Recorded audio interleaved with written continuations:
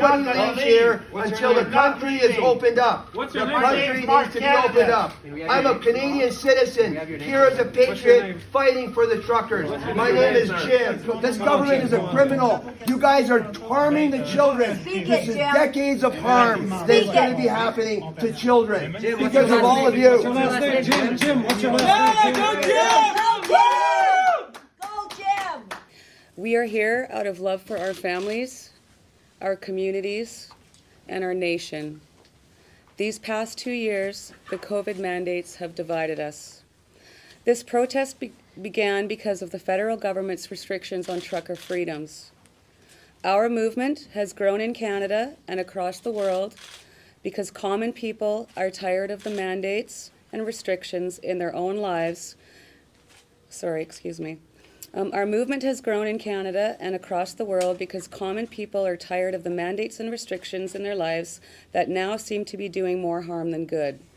As of today, Sweden, Denmark, UK, Norway, Finland, Ireland, and Switzerland have removed all COVID mandates and restrictions.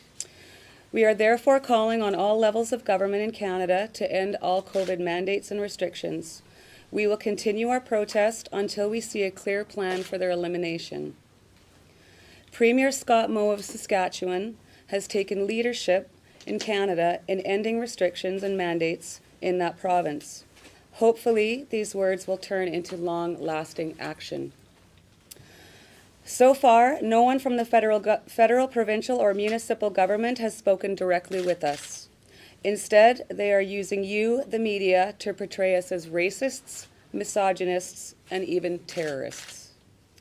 As a woman with Métis heritage, a mother and a grandmother, I am offended. The reality is that members of this freedom movement are average, peace-loving, and law-abiding citizens from all walks of life who are fed up with being disrespected and bullied by our government. We continue to see additional Canadians coming to Ottawa every day for peaceful demonstrations. We want to thank the hundreds of residents of Ottawa who have stepped forward to show their support, providing accommodations, food, and just plain friendship to members of our convoy. This love of community is what Canada is all about. Let me assure the people of Ottawa that we have no intent to stay one day longer than necessary. Our departure will be based on the Prime Minister doing what is right, ending all mandates and restrictions on our freedoms. We also want to thank the thousands of people who have so generously donated to this protest to GoFundMe. Over the last 3 days, our accountants and lawyers have been working hard to deal with the legal details. This morning, our lawyers sent GoFundMe all the details that they have asked for. I am confident that GoFundMe now has all the information needed to immediately lift the suspension they put on our campaign. I am hoping to hear from GoFundMe soon so that we can get the money to the truckers and keep our protest for freedom moving forward. I will be providing regular updates. I want to thank all Canadians from the bottom of my heart for our quest to restore our freedoms. My primary concern is individuals or groups with potential to deliberately instigate conflict with the Freedom Convoy movement in order to discredit the Freedom Convoy 2022. We've seen circulating messaging in the media and social media about people associated to the Freedom Convoy 2022 being arrested and charged.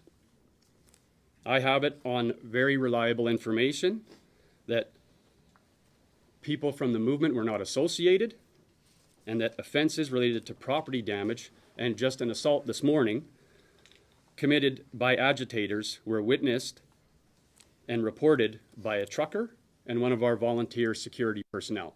What I have seen with my own eyes, truckers and supporters of the movement feeding the homeless, maintaining cleanliness of city streets, centralized garbage collection, shoveling snow at the War Memorial and the Terry Fox statue, decorating those two locations and providing security for those two locations. I expect that that level of commitment to the City of Ottawa and respecting our traditions in this country is just getting started.